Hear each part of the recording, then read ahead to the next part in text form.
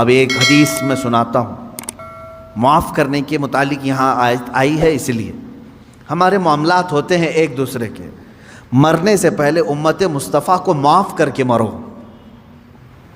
کبھی بھی ہو، بدلے کی بھاونا، انتقام کا جذبہ نہ رہے، اللہ کے حوالے کر دو۔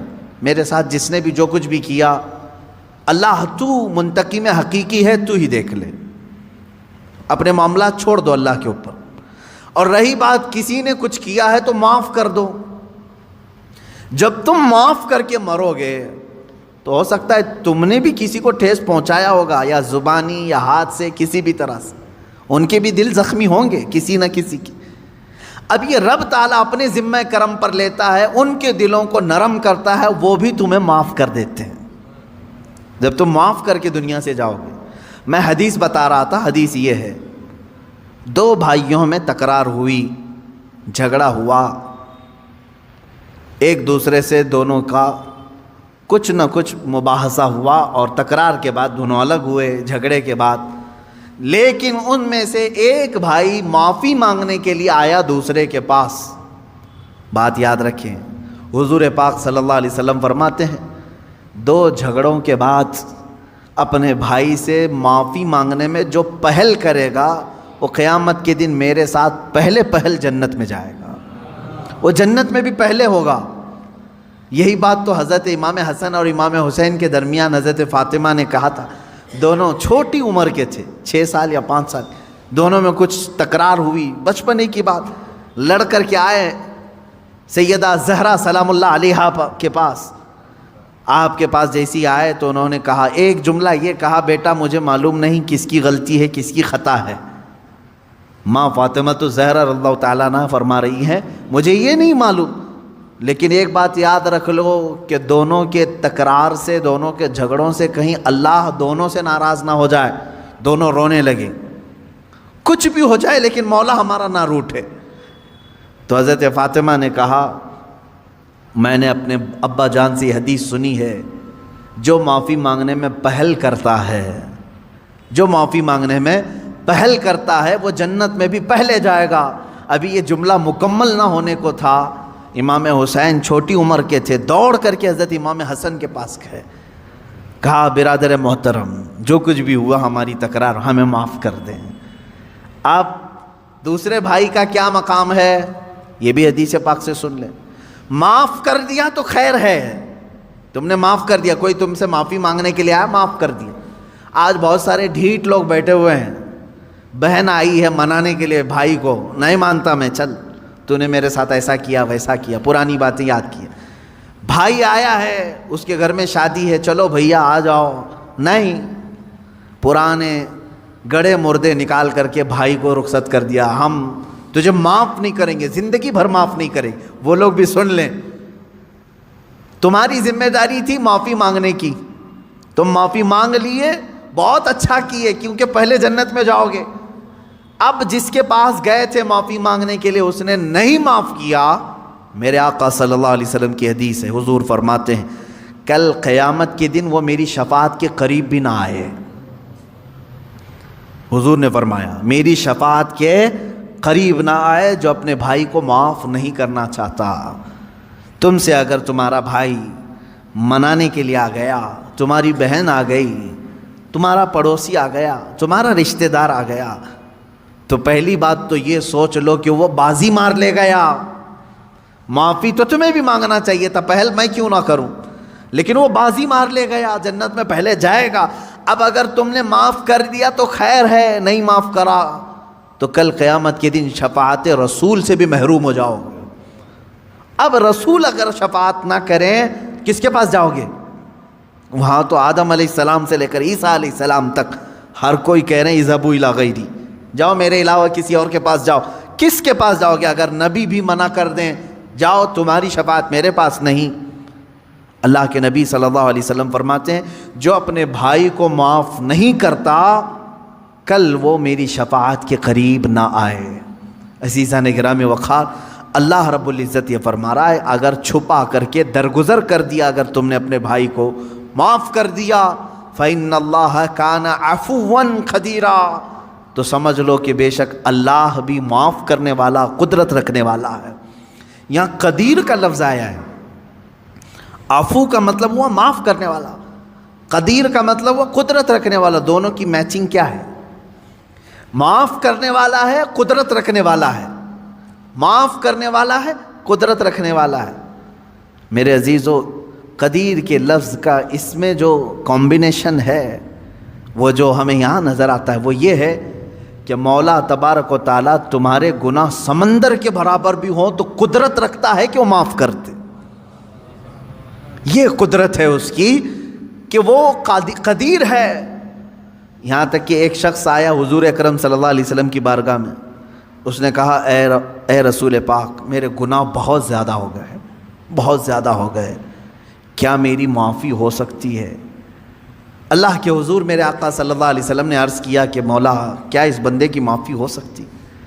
رب تبارک و تعالیٰ نے جبرائیل امین کے ذریعے بھیجا اور ارشاد فرمایا، اے رسول پاک صلی اللہ علیہ وسلم، آپ اس بندے سے پوچھیں کیا اس کے گناہ سمندر کے برابر ہیں؟ حضور صلی اللہ علیہ وسلم نے اس سے پوچھا کہ اللہ تعالیٰ نے یہ سوال کیا ہے تجھ سے؟ اس نے کہا نہیں، اس سے بھی زیادہ ہیں، اس سے بھی زیادہ ہیں۔ رب تبارک و تعالیٰ نے پھر فرمایا، اے حبیب اس سے پوچھیں پوری دنیا کے درختوں کے پتوں کے برابر ہیں اس کے گناہ؟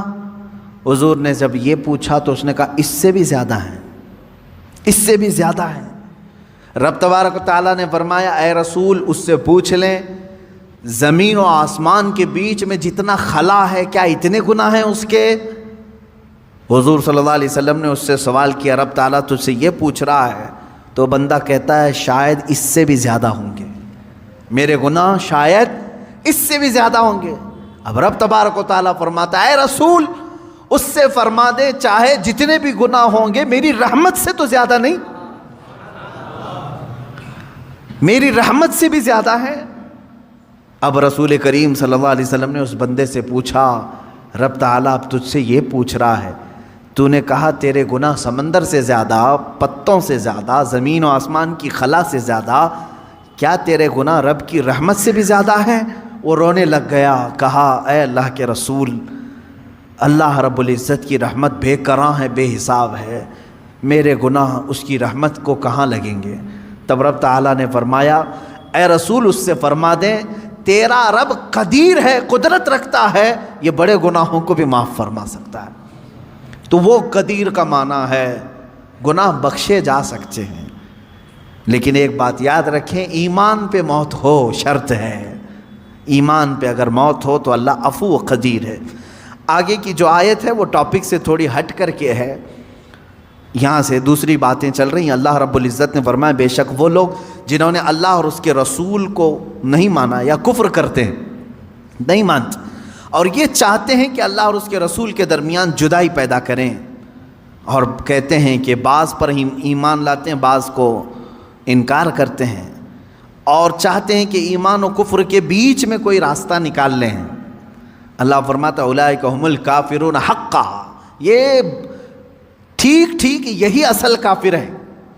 آیت کا لب لباب میں بتا دوں، خلاصہ اللہ تعالیٰ نے یہاں پر 3 لوگوں کی مذمت فرمائی، اس میں سے ایک آدمی کی میں بات کر رہا ہوں۔ ایک ایمان ہے لا الہ الا اللہ، اللہ کے سوا کوئی معبود نہیں، میرے عزیزو یہ دن ہے۔ ایک طرف کفر ہے، کروڑوں خدا ہے، یہ بھی خدا، یہ بھی خدا، یہ بھی خدا، یہ رات ہے۔ مجھے بتاؤ یہ 2 اپوزٹ چیزیں مل سکتی ہیں؟ ایک کہہ رہا ہے کوئی خدا نہیں سوائے اللہ کے، ایک کہہ رہا ہے ہر ایک خدا ہے، اپوزٹ چیزیں ہو گئی۔ ایمان اور کفر مل سکتے ہیں، دونوں کا ملاپ ہو سکتا ہے، لیکن کچھ لوگ چاہتے ہیں کہ ان کے بیچ میں ایک راستہ نکال لیں، انہی کے بارے میں قرآن کہتا ہے۔ اللہ تعالیٰ فرماتا یریدون ان یتخذوا بین ذلک سبیلا، کچھ لوگ ایسے ہیں جو چاہتے ہیں ان کے اور ان کے بیچ میں ایک راستہ نکال لیں۔ یہ لوگ کون ہیں؟ وہ بعض اسلام کو بھی ایکسیپٹ کرنا چاہتے ہیں اور بعض کفر کو بھی قبول کرنا چاہتے ہیں، یہ بھی تھوڑے اچھے ہیں، یہ بھی تھوڑے اچھے ہیں، ان کی یہ چیزیں ہم نہیں لیں گے، ان کی یہ چیزیں ہم نہیں لیں گے، دونوں کو ملا کر کے تم مکسچر ایک راستہ بنانا چاہتے ہو۔ یہ کون لوگ ہیں مولا؟ رب تعالیٰ فرماتا اولئک ھم الکافرون حقا، حقیقت میں تو بڑے کافر یہ ہیں جو باؤنڈری کو پاٹ رہے ہیں، بیچ کی باؤنڈری کو ہٹا رہے ہیں، یہ حقیقت میں بڑے کافر ہیں۔ اللہ فرماتا وَأَعْتَدْنَا لِلْكَافِرِينَ عَذَابًا مُهِينًا، رب تعالیٰ فرماتا ہم نے کافروں کے لیے ذلت کا عذاب تیار رکھا ہے۔ میرے عزیزو، اس میں ہونا کیا چاہیے؟ دیکھیں بعض لوگوں کو ایسا لگے گا کہ یہ کسی سے بھی ملنے کی بات نہیں کرتے، کیوں نہیں؟ آپ ملے، سارے لوگوں سے ملے، دنیا میں جتنے ریلیجنس ہیں سب سے ملے، آپ یہودی، عیسائی، ہندو، جو کچھ بھی ہیں سب سے ملے، اخلاق تم اپنے دکھاؤ ان کو۔ لیکن میں جس چیز کی بات کر رہا ہوں وہ یہ ہے کہ اپنے اخلاق کے ساتھ دوستی رکھی جا سکتی ہے، لیکن ہر عقیدے کو ایکسیپٹ نہیں کیا جاتا۔ ہر ایک چیز کو ہم اپنے رنگ کو ایسا نہ بدلیں جس کو محاورے میں کہا گیا کوا چلا ہنس کی چال اپنی چال بھول گیا۔ کوا جو ہے وہ سوچتا ہے ہنس کی طرح میں بھی چل کر کے دیکھوں، بعد میں ہوتا کیا ہے وہ پریکٹس کرتے کرتے وہ ہنس کی طرح بھی نہیں چل پا رہا ہے اور اصلی کوا بھی نہیں رہا، بیچ کا ہو گیا، اس کو اپنی چال ہی ختم بھول گیا۔ اسی طرح کچھ لوگ ایسے ہیں جو سوچتے ہیں نہیں ہم سیکولر ہیں، ہم بیچ والے ہیں، ہم پورے مسلمان بھی نہیں بننا چاہتے، ہم پورے وہ بھی نہیں، وہ درمیان میں آ کر کے ان کو بعد میں یہ بھی بھول جاتے ہیں کہ ہم تھے کیا اصل۔ وہی کوے ہیں جو اپنی چال بھول گئے۔ اسی لیے کہا گیا ہے اللہ رب العزت نے تمہیں جس فطرت میں پیدا کیا ویسے ہی رہو، ویسے ہی رہو۔ اب اس کو ایک میں دوسری مثال بتا دوں۔ ایک بندہ ایسا ہے کتوں سے بہت پیار کرتا تھا، کتے اسے اچھے لگتے تھے، یہ تھا انسان لیکن کتوں سے اسے پیار تھا، تو اس نے یہ سوچا کہ میں تھوڑا انسان رہوں تھوڑا کتا بن کے رہوں، تو وہ کتوں کے ساتھ جاتا رہا، تھوڑا چار پیر سے چلتا رہا، دونوں ہاتھ زمین پہ رکھنا اور گھٹنوں کے بل چلتا رہا، کتے جیسا منہ ہلاتے ہیں ویسا ہلاتا رہا، کیونکہ اسے پیار تھا، اور تھا کیا؟ انسان۔ وہ کتوں سے پیار کی وجہ سے تھوڑا کتا بننے کی کوشش کرتا رہا، لیکن بہت دن وہ پریکٹس کر کر کے اس کی حالت ایسی ہو گئی کہ کتا تو بن نہیں سکا، کیونکہ نہ دم آئی نہ کان نکل پائے، کچھ نہیں ہو سکا، کتا نہیں بن سکا۔ لیکن اب سیدھا چلنے کی کوشش کر رہا ہے تو وہ بھی نہیں آ رہا ہے۔ یہ بھی تذکرہ ہے، بزرگوں کی کتابوں میں موجود ہے۔ اب وہ سیدھا چلنے کی کوشش کر رہا ہے انسانوں کی طرح، وہ بھی نہیں ہو پا رہا ہے اس سے، کیونکہ بہت دن پریکٹس کیا کتا بننے کی۔ تو کیا ہوا؟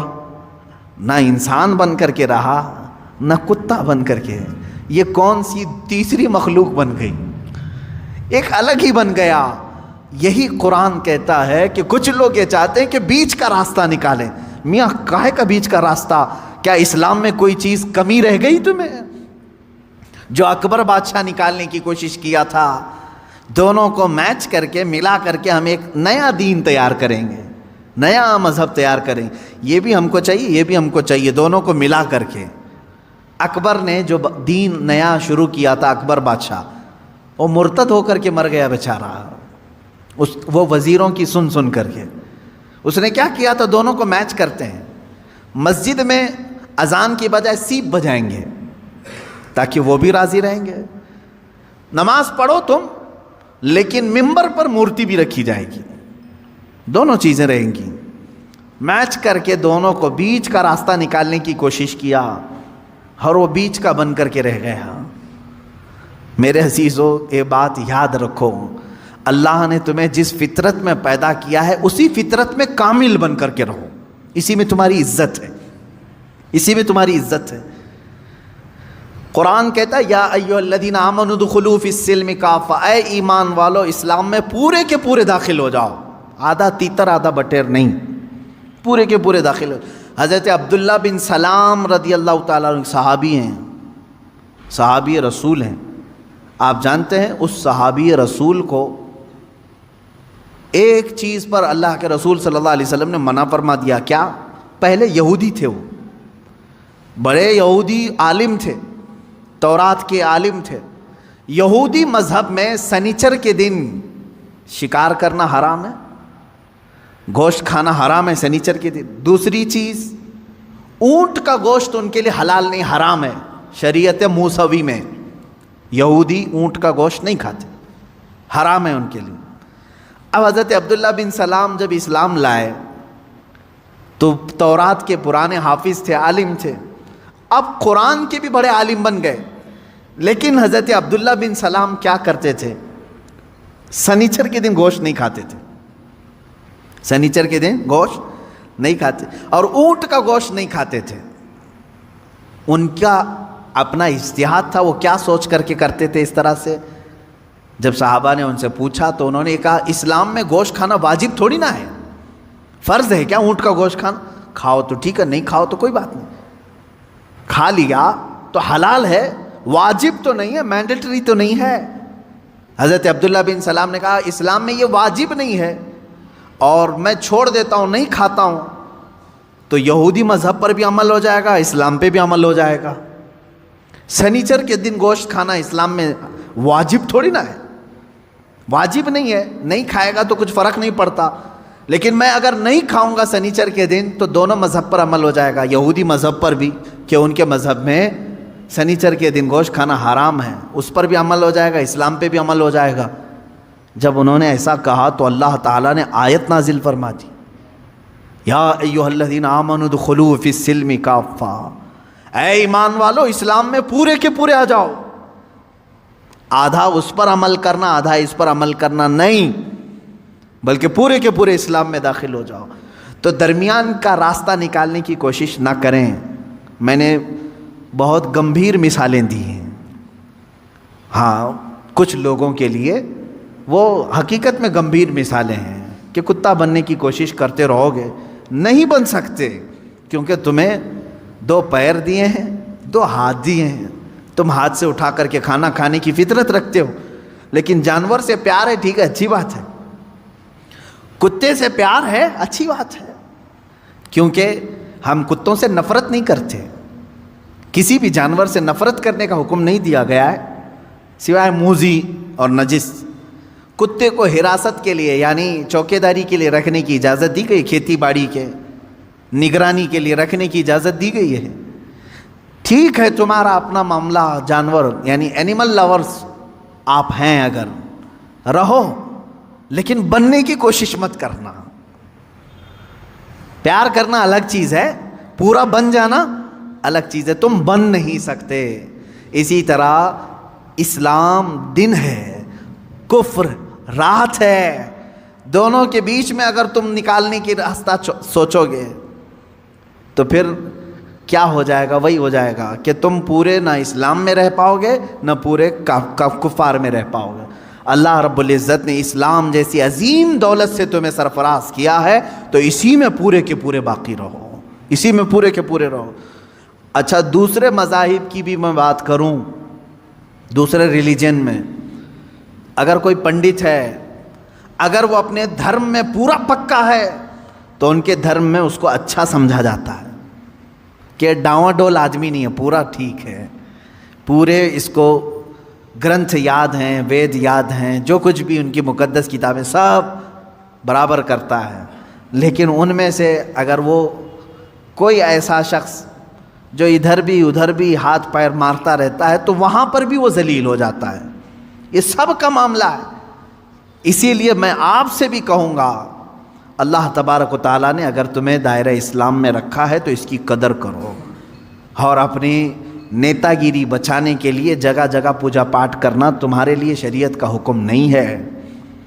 ہاں آپ اگر یہاں ہندوستان میں رہتے ہیں, آپ کے پڑوسی ہندو ہیں, نان مسلم ہیں, تو ہمارے لیے اجازت ہے کہ ان کے دل رکھنے کے لیے آپ ان سے دوستی رکھ سکتے ہیں. پڑوسی کے حقوق میں یہاں تک ہے اسلام نے بتایا, اگر وہ غمگین ہے تو اس کے غم کو دور کرنے کی کوشش کرو, اگر اس کے گھر میں کسی چیز کی کمی ہے تو پوری کرو, اگر ان میں کسی کا انتقال ہو جائے, مر جائے, تو تم اس کے ہاں تعزیت کے لیے جا سکتے ہو, اگرچہ دور کھڑے رہو.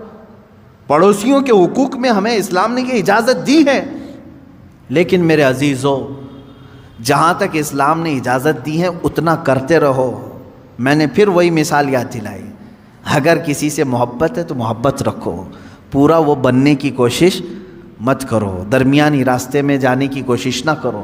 تم اپنے اسلام کے ساتھ قائم رہو، تمہاری آئیڈینٹی اسی میں ہے، تمہاری آئیڈینٹی اسی میں ہے۔ ابھی جیسے ایک مسئلہ چھڑا ہے اتر پردیش میں، کسی مسجد میں ہنومان چالیسا کرانے کی بات کی گئی، اور ایک کسی امام صاحب نے بلا کر کے اس میں ہنومان چالیسا پڑھایا، اور اس کو کیا کہا جا رہا ہے، صدبھاونا ہے، سب آپس میں محبت کے لیے ہے۔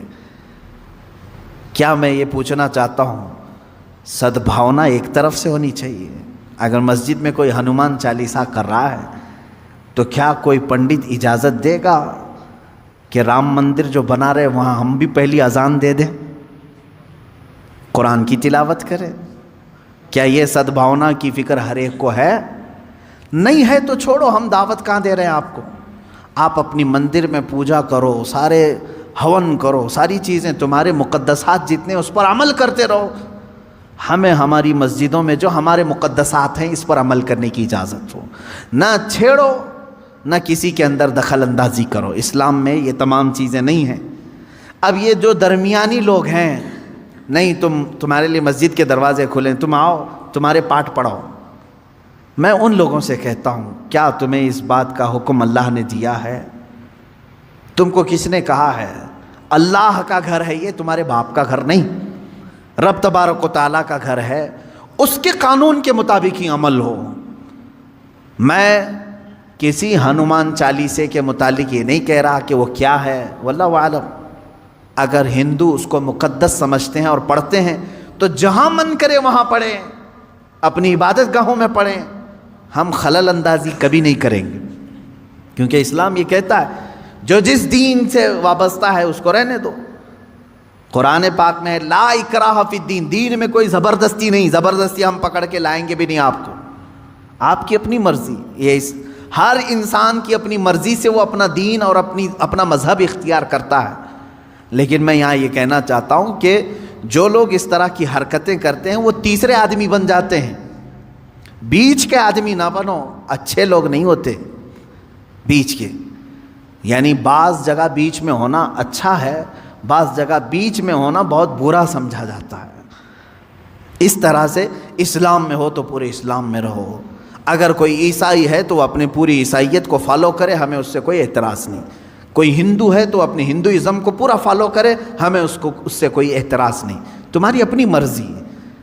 لیکن جو لوگ اس طرح کی حرکتیں کرتے ہیں وہ کہیں کے نہیں رہ جاتے۔ قرآن نے یہی کہا، یہی ٹھیک ٹھیک کافر ہیں، یہی لوگ کافر ہیں۔ اللہ رب العزت ایسے درمیانی لوگوں سے ہماری حفاظت فرما ہے۔